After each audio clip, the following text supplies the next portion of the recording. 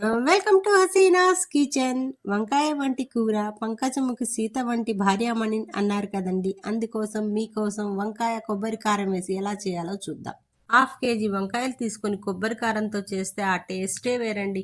ఎలా చేయాలో కొబ్బరి కారం చూద్దాం. కొబ్బరి కారానికి నల్లబేడు కొబ్బరి అయితే చాలా టేస్టీగా ఉంటుంది. ఒక నల్లబేడు కొబ్బరి అంటే ఒక చిప్ప తీసుకోవాలి కొబ్బరి, 2 పెద్ద చిన్నుల్లిపాయలు, 2 టేబుల్ స్పూన్ల కారం తీసుకోవాలి. కారం రుచికి ఎక్కువ కావాలంటే ఎక్కువ తీసుకొని మిక్సీ తిప్పాలి. చూపించిన విధంగా మిక్సీ తిప్పితే సరిపోతుంది. ఉప్పు నీళ్ళల్లో వంకాయల్ని వేసి కొంచెం సేపు నానబెట్టి ఇలా చక్కగా కట్ చేసుకోవాలి. నేను చూపించిన విధంగా కట్ చేసి మళ్ళీ ఫ్రెష్ నీళ్ళల్లో ఉప్పు కలిపి వేయాలన్నమాట. లేకుండా చూసి వేసుకోవాలి. పురుగున్నట్లయితే ఆ భాగాన్ని తొలగించి కూడా చేసుకోవచ్చు.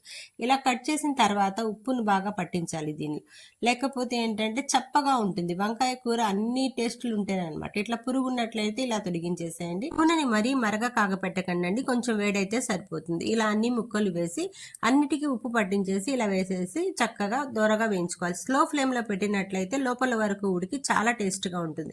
ఇలా నేను 2 వంకాయల్లో పురుగులు రావడంతో అలా తొలగించాను అనమాట. ఇలా చేసినా కూడా టేస్ట్గా ఉంటుందండి. ఇలా చక్కగా అటు ఇటు తిప్పుకుంటూ 2-3 నిమిషాల పాటు వేగనివ్వాలి. ఎక్కువగా ఉన్న బాండిని తీసుకోవాలి, చాలా చిన్న బాండిని తీసుకోవాలి. అలాంటప్పుడు ఒక కప్పు నూనెలోనే చూడండి చక్కగా అన్ని వేగాయి అనమాట. అప్పుడు మునుగుతుంది వంకాయ. చిన్న బాండి ఉండాలి, లోతు ఎక్కువగా ఉండాలి. ఇలా వేగిన తర్వాత నూనె అంతా తీసేసి 2-3 టేబుల్ స్పూన్ల నూనెను ఉంచేసి ఇట్లా మొత్తం వేగిన తర్వాత మొత్తం నూనెను తీసేసేయాలండి. అసలు ఉంచకూడదు అనమాట. ఇలా 2-3 టేబుల్ స్పూన్లు ఉంచితే సరిపోతుంది. చల్లారిన తర్వాత వంకాయని ఇలా తీసుకొని మనం కొబ్బరి కారం చేసుకున్నాం కదా, దాన్ని ఇలా పెట్టాలన్నమాట. తడి పొడిలాడుతూ వేయాలండి. మరి పొడి ఇలాగా వేసుకోకూడదు అనమాట వంకాయలో ఉండేటటువంటి కొబ్బరి కారాన్ని. ఇప్పుడు నేను స్టవ్ వెలిగించే ఉన్నానమాట. ఈ కొబ్బరి కారం కూడా ఆ నూనెలో బాగా మగ్గాలి.